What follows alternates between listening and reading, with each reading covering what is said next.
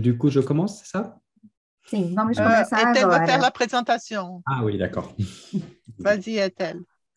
Obrigada. Boa tarde a todos. Nós estamos na aula do nosso curso de extensão, 7ª edição do curso de extensão Arquitetura, Subjetividade e Cultura, que também acontece junto com a disciplina Arquitetura e Projeto do Lugar, que é a disciplina que junta a graduação e pós-graduação da UFRJ, Universidade Federal do Rio de Janeiro. Estou fazendo essa apresentação porque vai para o YouTube depois, então é importante a gente sinalizar onde estamos, quem somos. Agradeço muito ao colega e professor Damian Masson, que faz parte da Rede Internacional de Ambiências, sendo um dos maiores representantes responsáveis pela Rede Internacional de Ambiências. Ele hoje é professor na Cergy Pontoise, que fica em Lyon. É Lyon ou Paris? Aí eu já não vou saber dizer. Damian, tu travailles à Lyon? C'est ça? Acredito que sim. Mas bem, Damian Masson, então, vai fazer essa apresentação. Não? Tu travailles à Paris? À Paris, Paris. À Paris, à Paris. Então, é Cergy Pontoise. Oui. Cergy Pontoise de Paris, n'est-ce pas?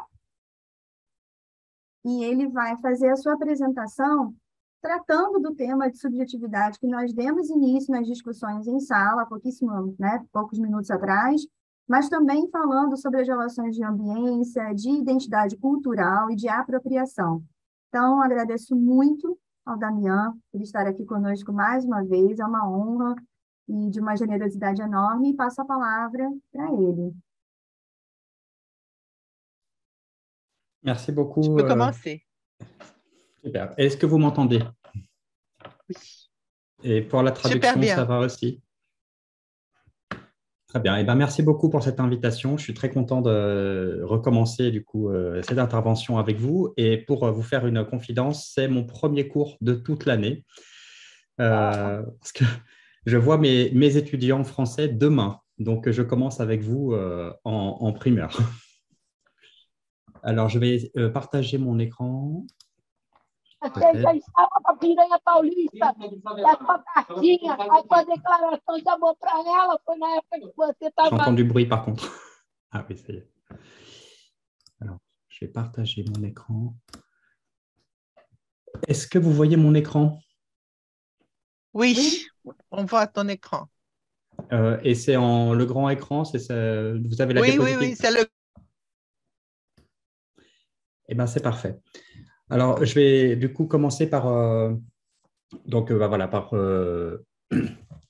vous présenter une recherche qui est en cours, un travail où on interroge la question du terrorisme ou de la menace terroriste, en particulier dans les villes européennes, et la mise en relation de cette menace terroriste avec la notion d'ambiance urbaine. Je vais essayer de demander comment on peut à la fois enquêter sur cette notion-là, mais aussi poser la question des interactions, des interrelations qu'il peut y avoir entre menaces terroristes et fabrique des ambiances en ville. Pour donner pour donner des éléments de contexte, il y a quelqu'un qui a son micro en marche, je crois. Lange, por favor, desliga todo mundo. C'est bon? Oui, c'est bon, vas-y. Et pour la traduction, ça va? Je ne parle pas trop vite comme ça? Très bien. Bon, parfait. Donc, pour donner des éléments de contexte, ce que je vais vous présenter aujourd'hui s'inscrit dans le cadre d'un programme de recherche qui est donc réalisé pendant près de 4 ans, de 2021 à 2024, avec donc des partenaires situés en France, au Royaume-Uni et en Allemagne, dans le cadre d'un projet européen qui est financé par toutes les agences dont vous voyez les logos ici, et avec lesquels notamment différents collègues sont impliqués. Je crois que d'ailleurs Rachel Thomas va aussi intervenir dans votre séminaire peut-être cette année. Donc, non, pas cette année, d'accord. En tout cas, voilà, qui est aussi très proche des ambiances au Cresson. et que vous connaissez bien. En guise de prologue, je vais commencer par une anecdote personnelle. Le 13 novembre 2015, donc j'étais invité donc un soir à rejoindre des amis dans un bar pour fêter une soutenance de thèse. Je pars de chez moi aux alentours de 10 heures du soir, donc vous voyez le point blanc. Je pars de chez moi, je prends mon vélo dans Paris, je traverse, c'est pas très loin du canal Saint-Martin, pour celles et ceux qui connaissent dans Paris, dans le 10e arrondissement. Je prends mon vélo, je commence à partir et je vais rejoindre le bar qui est situé donc, dans ce secteur-là, pas très loin de la rue Oberkampf, dans le 11e arrondissement de Paris, qui est un endroit qui est très fréquenté, où il y a beaucoup de bars, beaucoup d'animations nocturnes. Et sur mon trajet, je me retrouve coincé à cet endroit-là. Donc, je commence à faire mon chemin, mais ici, je suis coincé par un ruban blanc et rouge de police. Et ça m'embête parce que moi, je suis déjà en retard pour aller boire des verres avec mes amis. Donc, je soulève le ruban, je passe dessous, j'avance dans la rue.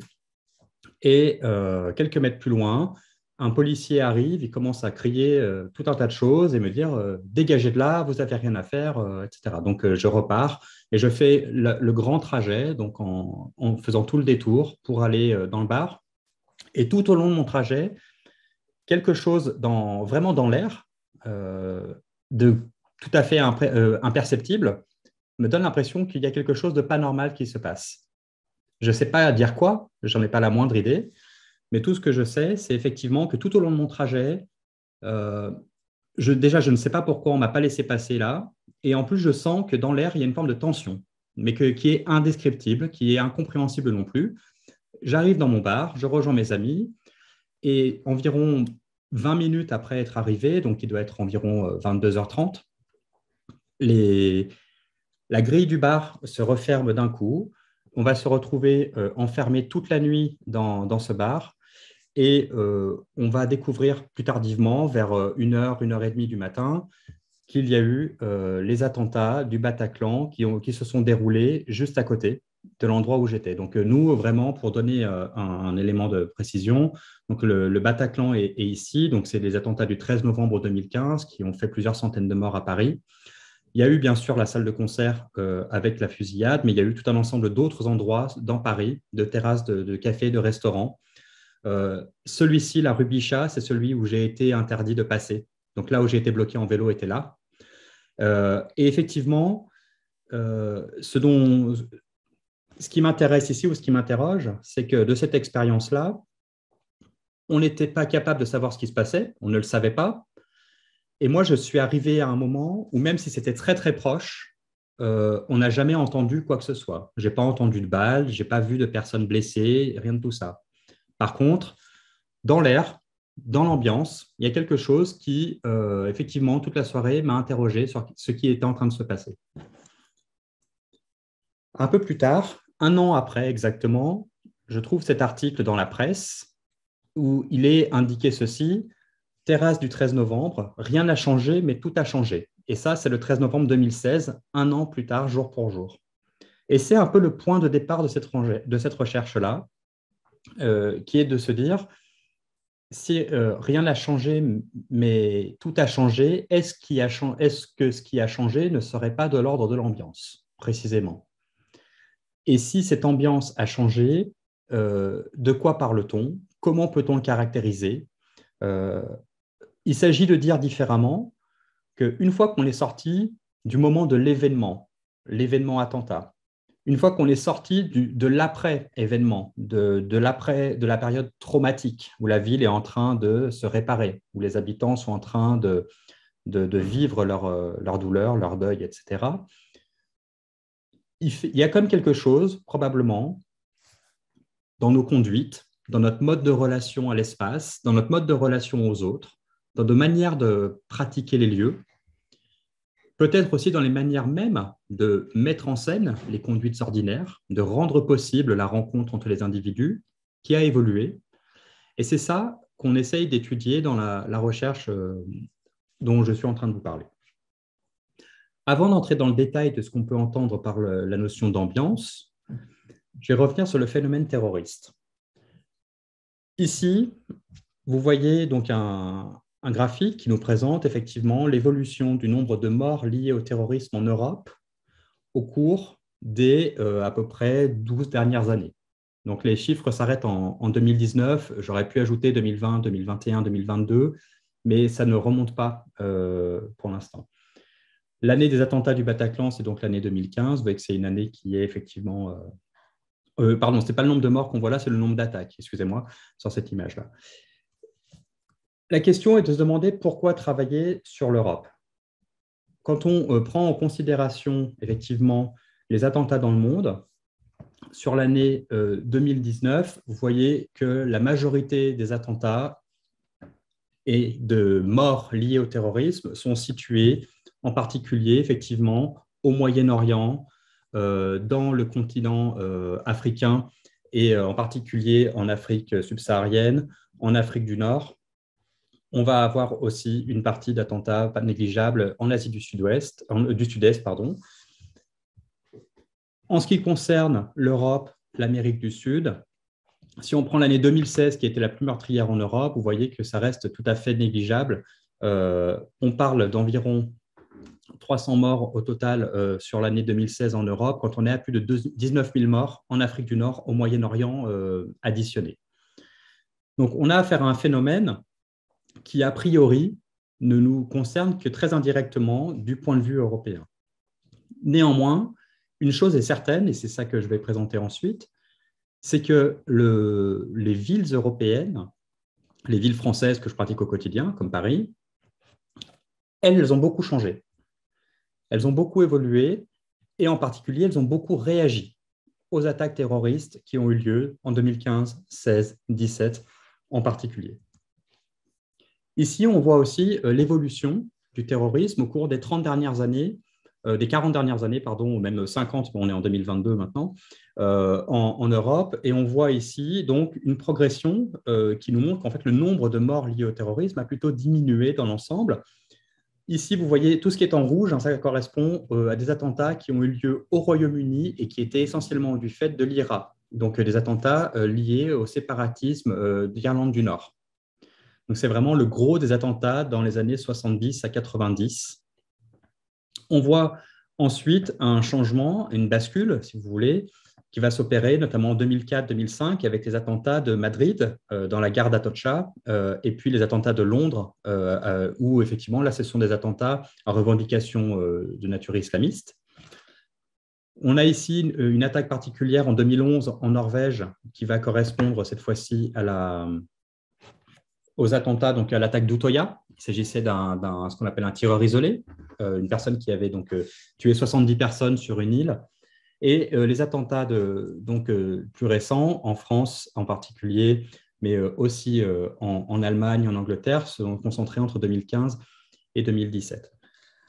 À nouveau, comme je le disais, au plan quantitatif, ça représente assez peu à comparer d'autres régions du monde.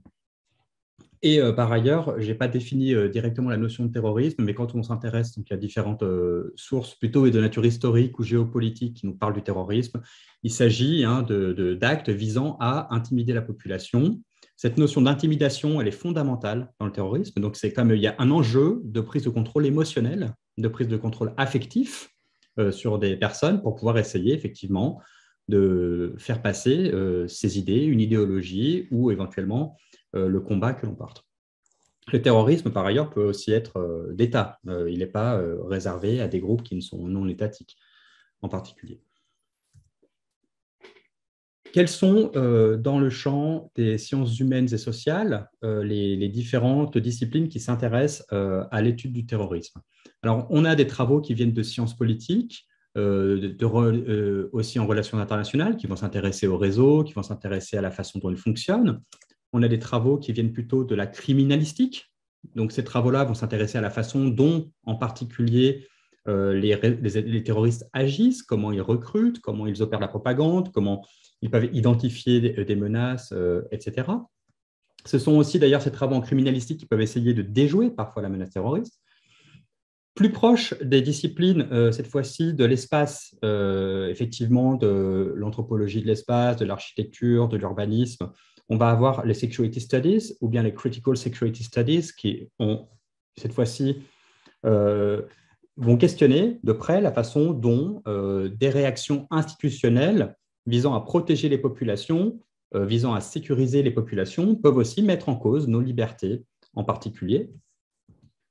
Et puis, on va avoir tout un ensemble de travaux qui dérivent de l'histoire du temps présent, de l'anthropologie, qui s'intéressent directement au vécu des attentats, au vécu de l'après-attentat, qui s'intéressent cette fois-ci donc en particulier à la parole des gens qui ont été victimes, à la question du trauma, à la question aussi de la résilience sociale, à la façon dont on fait avec, a posteriori, comment on se répare. Et finalement, on se rend compte qu'il y a une problématique qui est sous-explorée, c'est celle des effets de cette menace terroriste et des réponses qui y sont apportées sur l'expérience ordinaire des villes, et en particulier dans le cadre de la recherche dont je parle là, des métropoles européennes, et en particulier en France, en Angleterre et en Allemagne. Dit différemment, il y a donc l'idée qui consiste à se dire que d'une part, on a une menace terroriste qui est présente, avec des attentats qui ont eu lieu, des groupes qui vont revendiquer ces attentats. D'autre part, on a des institutions politiques, policières, mais aussi effectivement des aménageurs de l'espace, des villes, etc., qui vont apporter des réponses de sécurisation notamment, et que ces deux entrées-là vont effectivement agir sur l'expérience que tous les citadins peuvent faire de leur ville. Ce qu'on enquête à l'intérieur du coup de cette recherche-là, ce sont ces deux logiques différentes. On fait l'hypothèse de l'existence, après les actes terroristes récents, d'un contexte diffus de menaces terroristes. Donc cette idée de contexte diffus de menaces terroristes, et d'ailleurs c'est important aussi d'y faire référence, on se rend compte aujourd'hui, mais j'expliquerai mes résultats un peu plus tard, mais on se rend compte qu'il a baissé en intensité. Il a clairement baissé en intensité aujourd'hui en France, en particulier, dans la mesure où d'autres événements sociaux, mais aussi sanitaires, bien sûr, comme la crise liée à la pandémie de Covid, ont remplacé un petit peu cette actualité-là. Néanmoins, comment essayer d'enquêter sur ce contexte diffus de menaces terroristes? On le fait de deux manières, en s'interrogeant à la façon dont les pratiques ordinaires évoluent, et d'autre part, à la façon dont les modes de production de l'espace ont pu changer aussi. Et la seconde, donc là, la première, c'était plutôt une proposition méthodologique. Et cette proposition méthodologique, elle s'accompagne d'une hypothèse qui est de se dire que entre les pratiques citadines, d'une part, les pratiques ordinaires, les conduites, si vous voulez, en milieu urbain, et les modes de production de l'espace, d'autre part. Et quand je parle de mode de production de l'espace, je considère ça de façon très large, c'est-à-dire aussi des discours. Ça peut être pas forcément l'idée de changer des lieux, mais ça peut être aussi, bien sûr, des discours qui peuvent inviter à fréquenter de telle manière ou pas de telle manière, inviter à la vigilance en particulier. C'est quelque chose qui a pris énormément d'importance. Donc, il y a cette idée d'essayer de comprendre ça et qu'entre ces deux pôles, quelque part, se situe l'ambiance. Donc, il y a cette idée d'essayer d'attraper toutes ces choses-là en même temps, en enquêtant auprès du grand public, en enquêtant auprès des institutions, se demander comment les ambiances et les émotions sont prises quelque part entre, effectivement, des pratiques, un environnement sensible, c'est-à-dire des phénomènes sensibles. Ça va être des phénomènes sonores, des phénomènes lumineux, etc.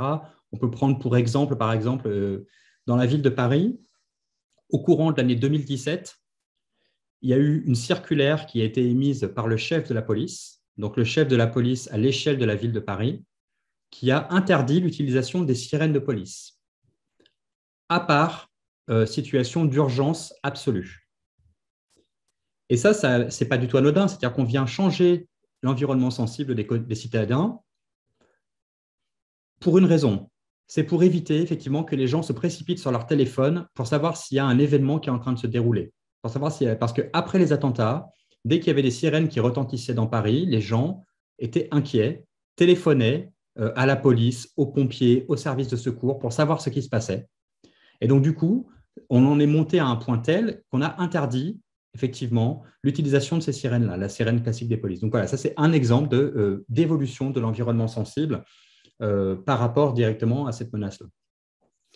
Et l'idée, donc ça c'est ce qui se situerait en haut, si vous voulez, du schéma, et pour la partie plutôt basse du schéma, et aussi qu'est-ce qui se joue au niveau des effets.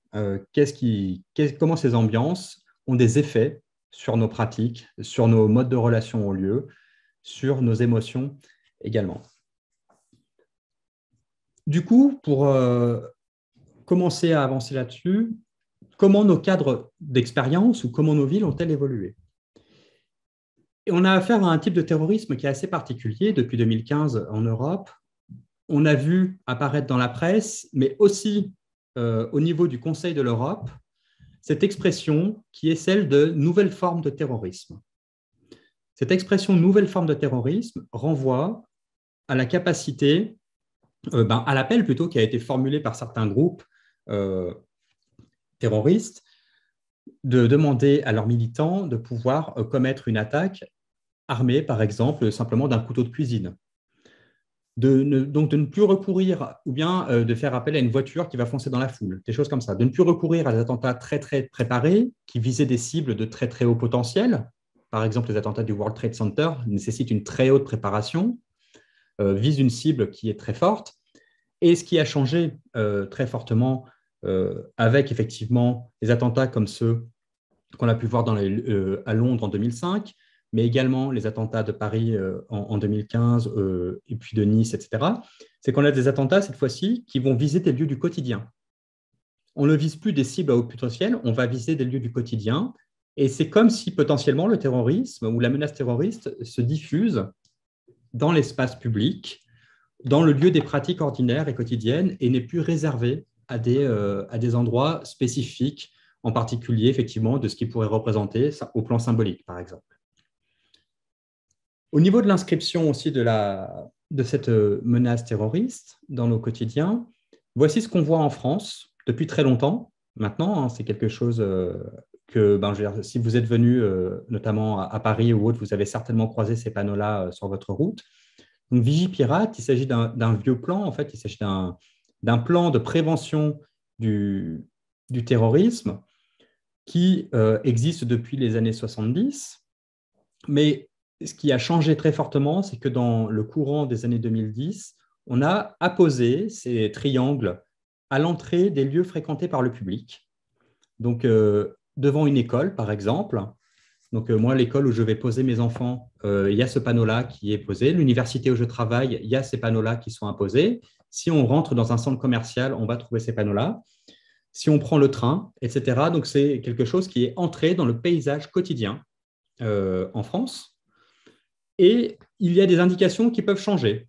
Parfois, c'est écrit « alerte attentat », parfois il n'y a rien, parfois il y a « urgence attentat ». Vous voyez, c'est des petites lettres en rouge qui sont en dessous. Donc, ça peut évoluer en fonction de la situation.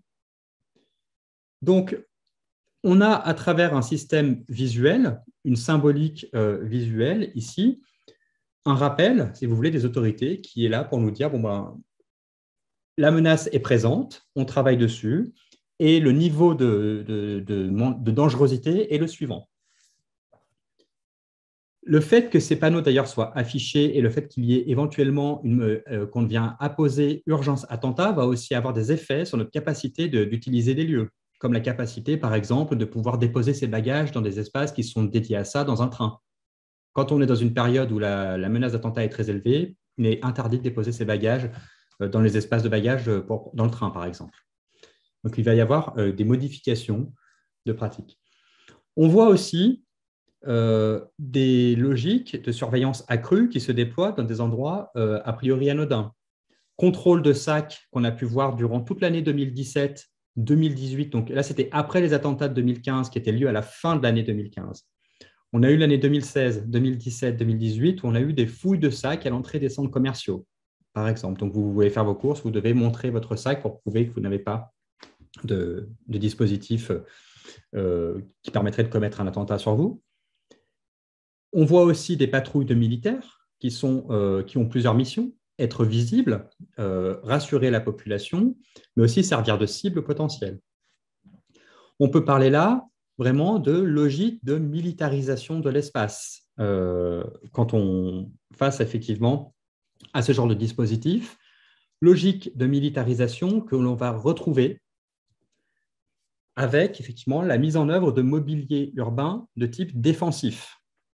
Ces mobiliers urbains défensifs ne prennent pas toujours les mêmes formes, et ce sont des photos là, que j'ai faites au Royaume-Uni, en particulier à Birmingham à gauche et à Cardiff à droite, dans les rues piétonnes, où on va mettre en place des dispositifs, par exemple ici, à la fois qui peuvent arrêter une voiture à grande vitesse, un véhicule qui pourrait rouler sur la population, mais aussi ici, ce sont des dispositifs de filtrage. Donc ces grands portiques jaunes empêchent des gens de se croiser.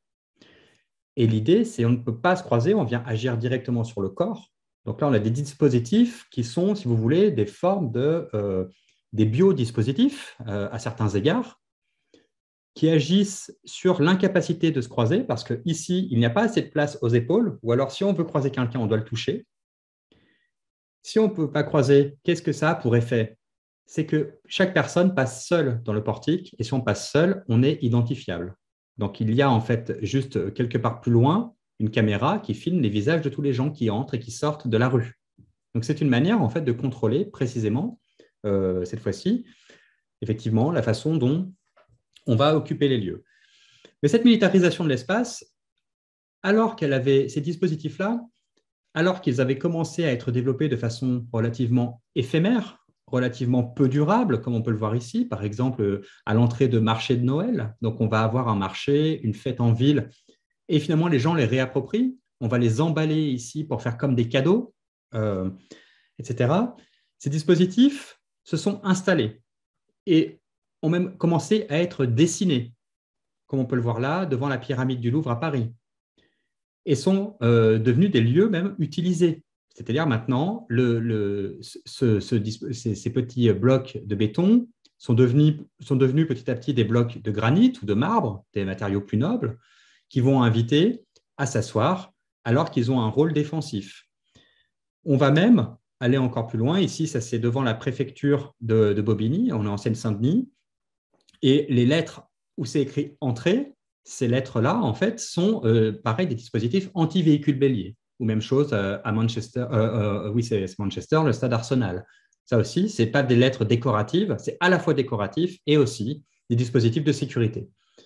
Donc, on voit petit à petit comment on est passé de choses qui étaient plutôt dures, comme la présence de militaires en armes, comme la mise en place de blocs qui expriment, qui ont cette performativité qui vise à dire « je suis un objet de défense », à avoir petit à petit une évolution des formes de mobilier qu'on met en place dans les villes. Et cette évolution des formes de mobilier, bien sûr, elle s'accompagne d'une intégration, d'une certaine façon, des enjeux de nature sécuritaire, des enjeux défensifs dans la pratique architecturale et urbaine. Au niveau des conduites des individus, au niveau des pratiques, cette fois-ci individuelles, on voit aussi le déploiement de tout un ensemble de campagnes d'affichage, comme celle-ci que vous voyez sur la droite, See It, Say It, Sort It, qui est toujours d'ailleurs déployée au Royaume-Uni. Donc, See It, vous l'avez vu, Say It, dites-le, Sorted, c'est réglé. Et cette campagne invite vraiment tout un chacun à être attentif à ce que font les autres. Cette affiche-là, en particulier, a aussi beaucoup posé de questions par son supposé, parce qu'elle est discutable, effectivement, au niveau des représentations des personnages qu'elle met en scène. On voit ici un homme qui a la peau mate, qui est peut-être noir ou métisse, qui entre dans un endroit où il n'aurait pas le droit d'entrer, c'est écrit « no entry ». Et donc, il y a l'idée que cette femme qui est derrière peut être susceptible de le dénoncer, mais bien sûr, la question était de se dire, mais pourquoi ici on représente ce type de personnage-là, etc. Et toute cette campagne est très discutable. Il y a d'autres images de la même campagne, on voit des gens qui prennent en photo des caméras de surveillance. À titre personnel, dans le cadre de ma recherche, je prends beaucoup les caméras de surveillance en photo, donc je suis probablement quelqu'un qui pose problème dans la gestion des espaces aussi. Donc, en tout cas, on va rendre effectivement compliqué, on va criminaliser des pratiques qui peuvent relever de l'ordinaire dans certains cas. Au niveau de la prise de conscience, de la façon dont cette menace peut s'inscrire dans les consciences, c'est quelque chose de difficile, bien sûr, à mesurer, et c'est là où une enquête ethnographique devient nécessaire. Néanmoins, on voit ici quelques chiffres qui ont de l'intérêt. Ici, donc, en explorant une base de données de presse internationale, j'ai fait une recherche dans la langue française, de voir comment, sur un nombre de sources, il y avait environ 500 sources, 500 titres de presse en langue française qui sont diffusés en France et dans le monde, comment le mot-clé terrorisme a évolué, et on voit effectivement un bond très fort à partir de l'année 2014, 2015, 16, 17. Donc là, on voit très bien sûr, une réaction de l'actualité. C'est une évidence, bien sûr, l'actualité, la presse réagit aux événements qui sont en train de se jouer, tout en entretenant cet événement-là aussi. Même chose, cette fois-ci, le mot-clé terrorisme, dans les livres en anglais ou dans les livres en français, on voit très bien comment, notamment en langue anglaise, le mot-clé terrorisme peut faire un saut ici à partir des années 2000, et c'est à mettre en lien avec les attentats de 2001 du World Trade Center. Et en France, on va voir le même pic, effectivement, qui va apparaître un peu plus tard. Ici, et d'ailleurs, on voit comment ça rebaisse, bien sûr, en 2018, et on voit, en cherchant d'autres mots-clés, en particulier le mot-clé gilet jaune, donc peut-être qu'au Brésil, le gilet jaune n'est pas quelque chose qui avait fait beaucoup d'écho, je ne sais pas, mais il y a eu en fait tout un ensemble de révoltes sociales en France où les gens avaient porté leur gilet de sécurité, les gilets qu'on a dans la voiture, et avaient occupé l'espace public, avaient été dans la rue pour effectivement se manifester contre les politiques gouvernementales. Et ce mot-clé-là, gilet jaune, avait remplacé le mot-clé terrorisme. Et aujourd'hui, depuis pas aujourd'hui spécifiquement, mais depuis effectivement plus de 2 ans, tout ce qui est lié à la pandémie de Covid a pris le dessus. Et d'autres événements internationaux, à l'évidence, on peut penser notamment à la guerre en Ukraine, par exemple. Cette inscription dans les consciences, elle se mesure aussi par des enquêtes. Et en 2019, quand on prend donc la dernière enquête cadre de vie et sécurité, enquête réalisée en France par le ministère de l'Intérieur, c'est-à-dire le ministère de la Sécurité publique, le phénomène le plus préoccupant en 2019 était encore le terrorisme et les attentats. Donc, phénomène le plus préoccupant devant la pauvreté, devant le chômage, devant l'environnement. Dans le cadre de notre recherche, on a fait de nouvelles enquêtes. Je présenterai un petit peu après, mais les résultats sont en cours d'analyse, donc je ne pourrai pas les présenter de façon détaillée. Néanmoins, on a posé la même question pour savoir où on en était aujourd'hui vis-à-vis de ça. Et en France, le problème le plus préoccupant n'est plus le terrorisme, absolument pas. Mais il s'agit de l'insécurité. Cette notion d'insécurité, elle est liée plus donc à la question de la tranquillité en général, c'est-à-dire la capacité à pouvoir être tranquille quand on sort dans la rue, quand on prend les transports, etc. Et ensuite, on voit aussi le problème du pouvoir d'achat qui apparaît relativement fortement. Donc, la capacité, bien sûr, d'accéder aux biens de consommation courants dans un contexte d'inflation très fort. Et donc, ça, c'est pour la France. Mais si on regarde ce qui se passe en Angleterre ou en Allemagne, par exemple, c'est l'environnement, le problème le plus préoccupant pour la population allemande. Donc, on voit effectivement que d'un pays à l'autre, les préoccupations peuvent diverger. Et cette menace terroriste qui avait beaucoup d'importance quand on était encore en 2019. Je crois que quelqu'un a remis son micro. Cette menace qui avait beaucoup d'importance comme poids, en tout cas, est un phénomène variable à l'évidence. Aujourd'hui, c'est quelque chose, j'y reviendrai tout à l'heure dans les enquêtes, mais dans nos enquêtes ethnographiques, il est très difficile de demander, quand on réalise donc un parcours commenté, par exemple, donc il s'agit de marcher avec quelqu'un dans son quartier, de nous parler des pratiques que cette personne réalise et éventuellement la façon dont, au moment où les attentats ont eu lieu, ces pratiques ont pu changer, le rapport à l'espace a pu changer, etc. Souvent, on a d'abord des réponses de type relativement stéréotypées. Des gens qui répondent « Non, ce n'était pas déterminant, le terrorisme ne change rien dans ma vie aujourd'hui, le Covid, c'est plus embêtant. » Néanmoins, après 1 heure d'entretien, on voit effectivement comment des gens vont dire « En fait, quand j'y pense, le terrorisme a tout changé. » Donc là aussi, il y a une forme de phénomène où on ne va pas forcément s'autoriser à parler dans une situation d'enquête de la façon dont le terrorisme a changé notre vie. D'autre part, ce n'est pas toujours un phénomène conscient. Si on n'est pas directement victime, si on n'a pas directement vécu à côté. Je vous ai donné tout à l'heure l'anecdote que j'ai vécue, c'était chez moi, dans mon quartier. À l'évidence, je ne peux pas dire que ça n'a pas changé mes pratiques. Néanmoins, c'est très difficile, 5 ans, 6 ans, 7 ans après, de pouvoir encore savoir ce que ça a changé. Donc là, ça implique aussi des formes d'investissement, bien sûr, mais ça, vous le savez très, très bien, je ne vais pas apprendre ça à des anthropologues, et d'investissement sur le temps long, bien sûr, de ces terrains pour pouvoir poser ces questions-là. Donc, maintenant que j'ai présenté donc, en présentant ceci, on se rend compte que finalement, les cadres de l'expérience, si on reprend cette notion que j'emprunte ici à Erving Goffman, ces cadres de l'expérience changent très fortement. Ils changent d'une part parce qu'effectivement, il y a une occupation de l'espace qui a évolué, une militarisation de l'espace, la mise en place de mobilier défensif, des pratiques individuelles qui évoluent aussi, qui évoluent d'une part, effectivement, par les appels à la vigilance dont on a pu parler, mais qui peuvent évoluer aussi, ce qu'on a pu voir notamment dans des moments de manifestation de formes de convivialité, de volonté d'exprimer des formes de rapprochement, de vivre ensemble, de résistance pacifique. En France, on voit de partout, dans beaucoup d'endroits, des pancartes dans les cafés qui indiquent que rien n'empêchera les gens de continuer à aller en terrasse, rien n'empêchera les gens de continuer à aller boire un verre dehors, parce qu'on ne va pas s'attaquer si facilement que ça à nos modes de vie. Donc voilà, et puis bien sûr, une militarisation, etc. Donc ce que j'ai évoqué, les cadres de l'expérience ont changé. Maintenant, qu'est-ce que ça nous fait? Qu'est-ce que ça fait aux ambiances? Du coup, je vais présenter un peu cette notion d'ambiance. Je ne sais pas si dans le cadre de votre séminaire, vous en avez déjà parlé, si vous l'avez déjà abordé. Oui, déjà beaucoup, un petit peu. Mais n'hésitez pas à me dire si c'est des choses que vous avez déjà faites, parce que je peux aller plus vite. Donc, cette notion d'ambiance, pardon? Je veux dire que c'est ça. On parle d'ambiance artificielle et urbaine ensemble, et c'est la raison de le coup. Très bien.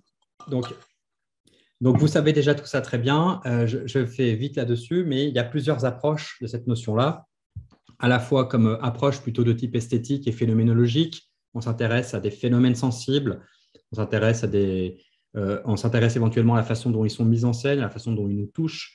On peut en avoir une approche plutôt écologique ou pragmatique. Qu'est-ce que l'ambiance me fait faire? Comment elle agit sur mes pratiques? Comment je perçois à travers elle? Dans tous les cas, que cette approche soit de type plutôt phénoménologique ou plutôt écologique ou pragmatique, qui vont renvoyer du coup bien sûr à des auteurs qui sont différents. Je n'ai pas cité ici, mais les approches phénoménologiques ça va être, ou esthétiques, c'est celle de Jean-François Augoyard, celle de Gernot Böhm, etc. L'approche écologique et pragmatique va être clairement celle développée par Jean-Paul Thibault. Si je ne cite que quelques noms, bien sûr, parce qu'il y a beaucoup de gens qui mériteraient d'être cités dans tout ça. Il y a, en tout cas, et elles ne sont pas contradictoires par ailleurs, ces approches-là, c'est plutôt des manières d'appréhender le phénomène. Elles partagent, ces deux approches-là, elles partagent une chose, c'est le fait que dans la tradition qui a été développée, notamment au laboratoire Cresson, dans le laboratoire d'où je viens, à Grenoble, les ambiances sont considérées comme étant situées, elles ont toujours place en un lieu, elles sont immanentes, elles sont en prise directe avec des situations, elles découlent de l'ordre des situations, et cet ordre il se joue à 3 niveaux, sensibles, des phénomènes en présence, des interactions sociales, des individus qui sont présents, et qui se déroulent dans un contexte matériel en particulier. Ça, c'est Pascal Anfou qui proposait cette théorisation-là. L'ambiance se joue au croisement de ces 3 formes d'espace, de ces 3 manières de l'appréhender, et elle forme une totalité. Autrement dit, l'ambiance, on ne peut pas l'appréhender en étant purement extérieur à elle. On peut tenter de la caractériser, bien sûr, et dire je peux mesurer un phénomène des intensités sonores ou lumineuses, je peux caractériser la forme de l'espace dans lequel je suis, Mais ça a à voir, bien sûr, aussi avec la façon dont on en fait l'expérience, la façon dont les conduites sociales se déploient, etc. Et ce point a beaucoup d'importance parce qu'on le verra après, effectivement, il y a un enjeu à essayer, peut-être aussi quand on travaille sur la question de la menace terroriste en particulier, ce que j'ai évoqué précédemment, c'est que la menace, elle s'inscrit aussi dans nos consciences. Elle s'inscrit dans quelque chose qui n'est pas toujours de l'ordre de l'ambiance, comme phénomène sensible en particulier. Et en particulier, les travaux qui ont été développés dans le champ francophone, notamment sur les ambiances architecturales et urbaines, ont déployé une inventivité méthodologique souvent extrêmement forte pour essayer d'enquêter cette triple relation entre le matériel, le social, le sensible. S'intéresser de façon extrêmement fine à la façon dont des phénomènes sonores ou tactiles, etc., faisaient une ambiance, touchaient les corps, touchaient les conduites, etc. Mais pour déployer toute cette finesse d'enquête, cela a impliqué aussi la mise entre parenthèses de certains types de phénomènes, notamment sur l'histoire des lieux, sur l'historicité même des régimes sensibles, sur les dimensions légales, sur les dimensions politiques, sur les dimensions sociales et culturelles. Et en fonction des types de sujets sur lesquels on travaille, ils deviennent cruciaux. En particulier, bien sûr, quand on enquête sur la question de la menace terroriste et la façon dont celle-ci a des effets sur les pratiques ordinaires, quand on est dans les villes européennes et qu'on prend en considération le fait que les attentats récents sont essentiellement liés à des revendications de nature djihadiste, à l'évidence, être musulman ou ne pas l'être fait qu'on peut avoir une expérience de l'espace et de cette menace très différente, par exemple. On peut se sentir plus ou moins visé, par exemple, par les dispositifs policiers, ou pas, etc. Donc ça va avoir de l'effet et il y a un enjeu à le prendre en considération, hein, cette question de la différence sociale, de la différence culturelle et du contexte politique plus large. Du coup, pour travailler sur cette dimension-là, cette dimension de nature politique, sociale, culturelle, on a ajouté à cette approche des ambiances l'approche des affective atmospheres, qui est développée dans la géographie culturelle anglophone.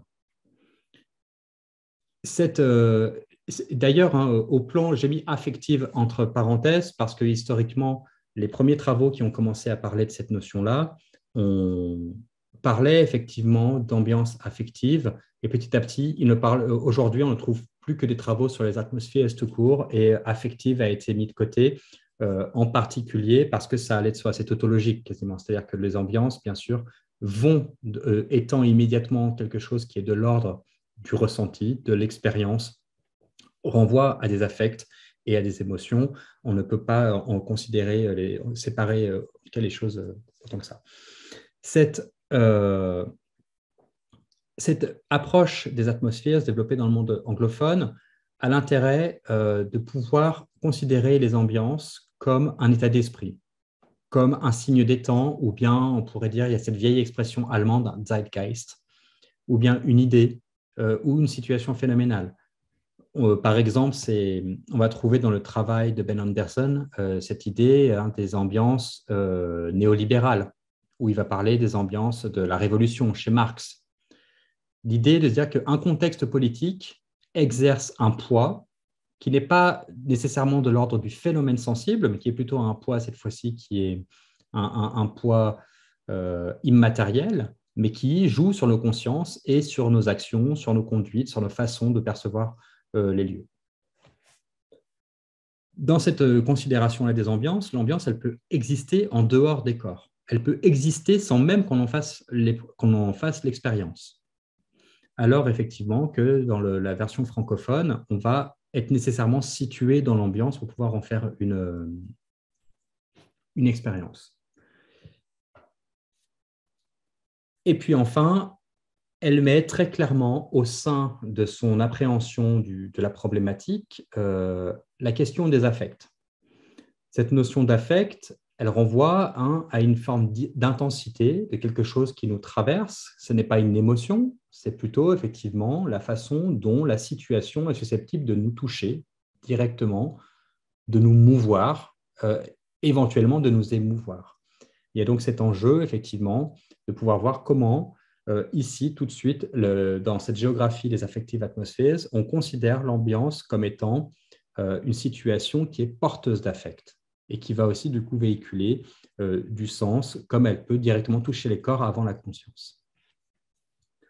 Entre ces deux approches-là, entre ambiance architecturale et urbaine et affective atmospheres, il me semble qu'on a tout à gagner à ne pas les opposer et qu'on a plutôt intérêt à les prendre comme des ressources complémentaires.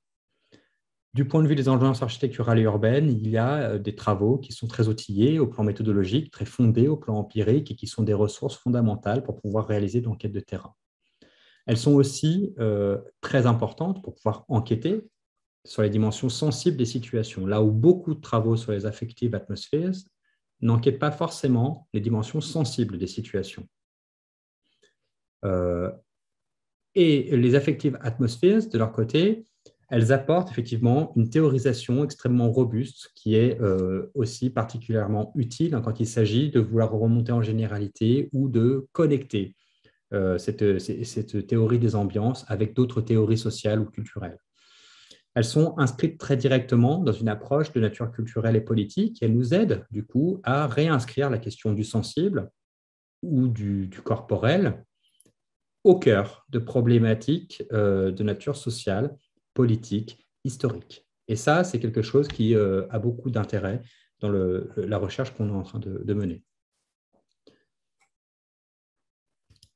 Du coup, quelques éléments de résultats pour dire là où on en est aujourd'hui dans le cadre de cette recherche. Donc, on a commencé à enquêter avant la recherche sur laquelle je travaille actuellement. On a mené un projet pilote à Paris, Birmingham et Cologne. On a réalisé tout un ensemble d'enquêtes, des observations et des descriptions sensibles, réalisé des petites enquêtes de type micro-trottoir. C'était une recherche d'1 an seulement. Donc, en 1 an, on n'a pas le temps de faire une ethnographie approfondie. Mais on a quand même réalisé quelques entretiens prolongés, des parcours commentés, des entretiens avec des professionnels de l'espace. Et on trouve 3 grandes catégories de résultats. Premièrement, ça semble être une évidence, mais ça a été vraiment, il y avait un enjeu de confirmation de ce problème-là.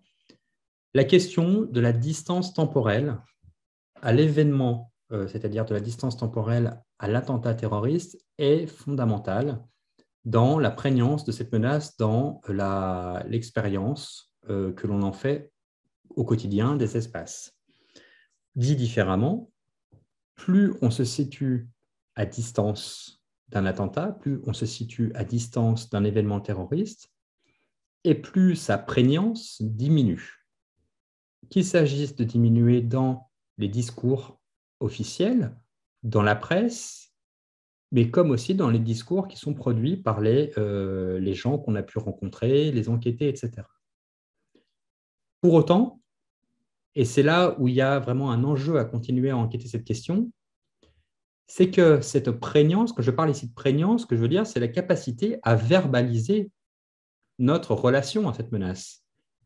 Néanmoins, on se rend compte aussi qu'il y a des choses qui n'ont pas changé, au contraire, qui se sont renforcées. Donc, si on est aujourd'hui à distance d'attentats terroristes et qu'on se rend compte que les discours politiques, les discours médiatiques et les paroles prononcées par les gens qu'on peut rencontrer dans nos enquêtes semblent témoigner d'une faible prégnance de cette menace terroriste dans tout ce qu'ils ont à dire, néanmoins, l'aménagement des espaces urbains des villes européennes continue d'intégrer cette menace de façon extrêmement forte.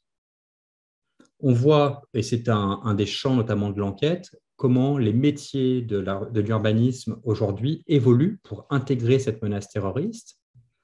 alors effectivement que les discours n'en parlent pas forcément. Et on voit aussi comment les citadins et citadines, les habitants des villes que l'on a rencontrés, ont fait évoluer leurs pratiques spatiales, leurs pratiques sociales, aussi après ces attentats. Donc il y a un enjeu d'articulation ici de méthodologies qu'on pourrait qualifier de représentationnelles, de méthodologies qui font appel aux représentations, qui font appel à ce qui est de l'ordre du conscient, du dissible, avec des méthodologies qui seraient de l'ordre du plus que représentationnel. Je reprends ici, c'est Lorimer qui a cette proposition-là.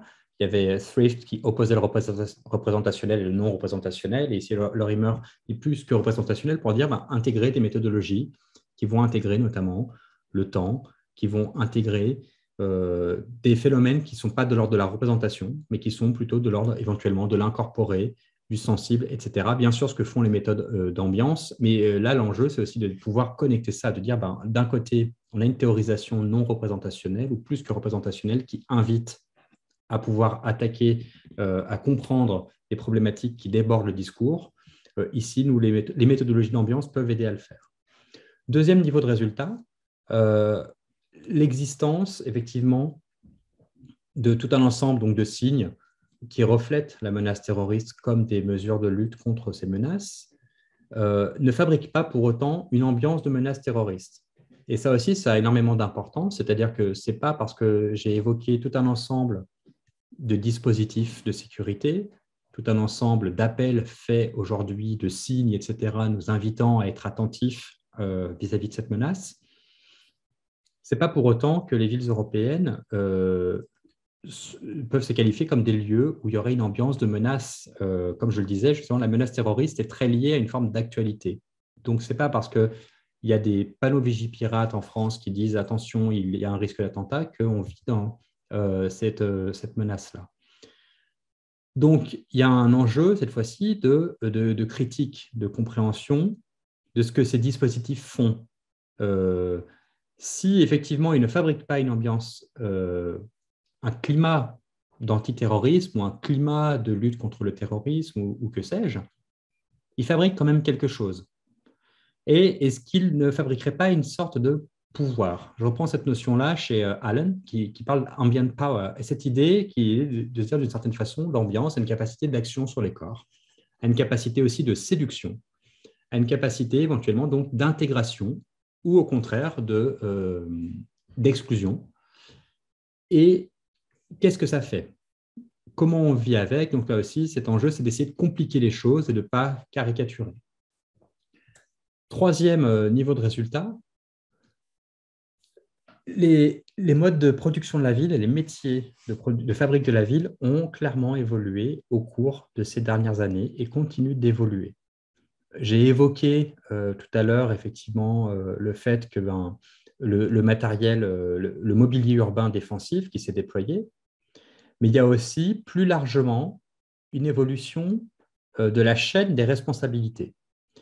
Il y a un enjeu aujourd'hui dans la production de l'espace urbain de prise en considération, effectivement, non pas seulement d'enjeux qui sont de l'ordre de comment assurer le vivre ensemble, comment faire en sorte que l'espace public soit le lieu de l'accueil, soit le lieu de l'échange, soit le lieu du partage, etc., soit bien sûr et aussi un lieu sécuritaire, un lieu où on se sente bien et où on puisse déambuler en toute sécurité. Mais il y a un enjeu aussi de prise en considération de la menace terroriste qui fait qu'aujourd'hui, tout projet urbain dans une ville comme Paris doit être validé par la préfecture de police, par exemple. On voit aussi comment des policiers deviennent des conseillers à l'aménagement urbain. Donc là aussi, on voit comment les métiers changent. Il y a une dizaine d'années de ça, les espaces urbains n'étaient pas faits en France par effectivement les mêmes acteurs exactement. Et pour autant, ces évolutions-là ne sont pas encore aujourd'hui complètement intégrées, notamment dans les écoles d'architecture ou dans les instituts d'urbanisme. C'est-à-dire en France en particulier, je ne sais pas, moi je serais très heureux de savoir comment ça se passe au Brésil. Est-ce que ces questions sécuritaires, même si j'ai regardé les chiffres du terrorisme, et au Brésil, la menace terroriste, en tout cas telle qu'elle est codifiée par Interpol, donne des chiffres qui sont très très bas. en termes de nombre de morts ou d'attentats. Par contre, la question sécuritaire, elle est très importante. Mais est-ce que effectivement les métiers de la production de l'espace intègrent la question de la sécurité? C'est une question qui, moi, m'intéresse beaucoup. Et en France, à l'évidence, aujourd'hui, les architectes, les urbanistes ne sont pas formés dans les écoles à la question de la sécurité. Absolument pas. Et pourtant, on voit que les villes intègrent vraiment cette… Donc, la question, ça pose directement la question de qui fait la ville aujourd'hui, pour le dire de façon très prosaïque. Et bien sûr, qui fait la ville, mais qui, derrière, avec les effets que ça va avoir sur nos pratiques sociales, sur les ambiances aussi, etc. Sur notre enquête en cours, quelques mots. On a deux grosses enquêtes qui sont menées depuis donc, le début de l'année 2021. On a fini une enquête par questionnaire auprès de 15 000 personnes. Et il me semble, donc 5 000 interviews par pays, en France, en Angleterre, en Allemagne. C'est une enquête qui dure environ 20 minutes. 70 questions ont été posées auprès d'une population de 18 à 75 ans et qui est représentative sur des critères de sexe, d'âge, de profession et de catégorie sociale et de lieu d'habitation, de géographie. C'est, à ma connaissance, mais ça mérite d'être confirmé, une des premières fois où on essaye de se poser des questions qui sont directement liées à des questions d'expérience de l'espace urbain et d'ambiance dans une enquête par questionnaire à une très grande échelle. C'est aussi très difficile, pour être parfaitement honnête. Cette enquête-là nous donne très peu de résultats directement sur des questions d'ambiance, sur des questions sensibles, parce que, bien sûr, une enquête par questionnaire est très déconnectée du terrain, est très déconnectée de l'expérience ordinaire. Et donc, elle est couplée à une ethnographie sensible. Une collègue, une chercheuse postdoctorale a été embauchée sur ce projet. Elle travaille avec nous donc, pendant 2 ans et elle réalise cette fois-ci un énorme travail d'ethnographie auprès d'habitants pour essayer justement de nous donner cette épaisseur-là, ce grain-là. Et tout l'enjeu, c'est d'articuler ces deux enquêtes-là, parce que cette enquête par questionnaire à très grande échelle nous aide à déterminer tout un ensemble de profils quand même, de personnes qui vont par exemple habiter en centre-ville, qui ont fait l'expérience de la victimation ou pas, qui peuvent être à tel endroit politiquement, qui peuvent éventuellement se dire comme ayant peur sur des questions sécuritaires ou au contraire ne pas avoir peur, etc., etc. Donc on va pouvoir réaliser des profils sociaux, spatiaux, et les lier ensuite à les personnes que l'on rencontre dans les ethnographies. Et du coup, donner de l'épaisseur en liant les choses comme ça. Cette enquête aussi permet la réalisation de comparaisons entre les pays.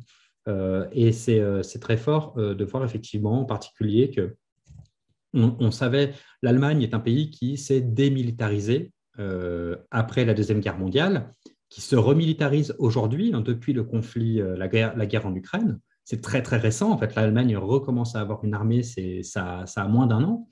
Néanmoins, ce qui est en train de se jouer, c'est qu'on a très clairement des réponses de la population qui sont plutôt non sécuritaires du côté allemand. Là où en Angleterre ou en France, elles seront plus sécuritaires. Etc. Et c'est très lié aussi à d'autres choses comme les résultats aux élections, etc., où en France, l'extrême droite, etc., va avoir des scores extrêmement forts, ce qui n'est pas le cas en Angleterre ou en Allemagne. Donc, voilà.